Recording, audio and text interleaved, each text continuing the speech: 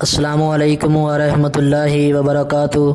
ناظرین، آپ دیکھ رہے ہیں زین مدنی اسلامک چینل اور میں ہوں آپ کا میزبان محمد زین مدنی۔ ناظرین، جیسا کہ آپ کو معلوم ہے کہ ہم ریاض الصالحین ریکارڈ کر رہے ہیں۔ آج ہم ریاض الصالحین کی حدیث نمبر 42 ریکارڈ کریں گے۔ آپ سے التماس ہے کہ ہمارے چینل کو سبسکرائب کریں، لائک کریں، شیئر کریں، بیل آئیکن پہ کلک کریں تاکہ ہر آنے والی نئی ویڈیو آپ تک پہنچ سکے۔ نحمدہ ونصلی علی رسولہ الکریم، اما بعد فاعوذ باللہ من الشیطان الرجیم، بسم اللہ الرحمن الرحیم۔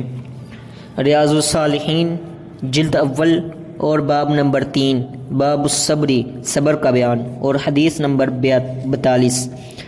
حضرت ابن مسعود رضی اللہ عنہ سے روایت ہے کہ جب حنین کا دن تھا، یعنی جنگ حنین کا واقعہ ہے کہ رسول اللہ صلی اللہ علیہ وسلم نے مال غنیمت کی تقسیم میں کچھ لوگوں کو تالیف قلب کے طور پر ترجیح دی، یعنی انہیں دوسرے لوگوں کے مقابلے میں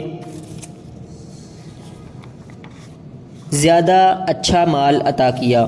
چنانچہ آپ نے اقرا بن حابس کو 100 اونٹ دیے اور عیینہ بن حسن کو بھی اس کے مثل دیے، اور بعض اشراف عرب کو آپ نے عطیے دیے اور انہیں بھی اس روز تقسیم میں ترجیح دی۔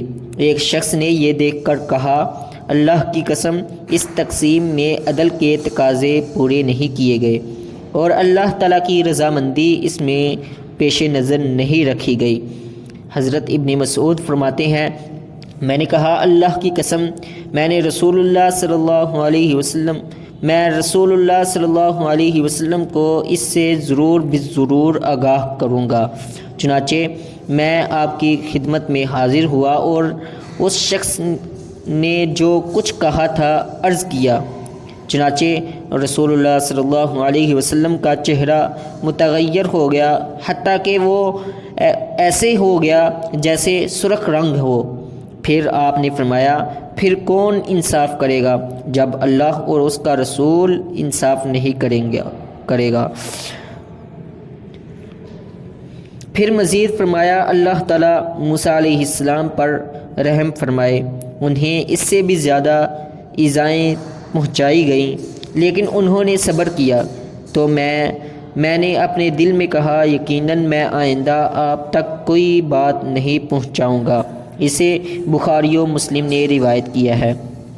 حافظ صلاح الدین یوسف صاحب نے اس حدیث کے فوائد و مسائل اخذ کرتے ہوئے پہلا مسئلہ یہ تحریر کیا ہے کہ امام اور خلیفہ وقت کو یہ حق حاصل ہے کہ وہ حالات و ضروریات اور تقاضائے وقت کے مطابق نو مسلموں یا دیگر ذی وجاہت اور صاحب اثر و رسوخ کو تالیف قلب کے طور پر دوسرے مسلمانوں کے مقابلے میں زیادہ دے۔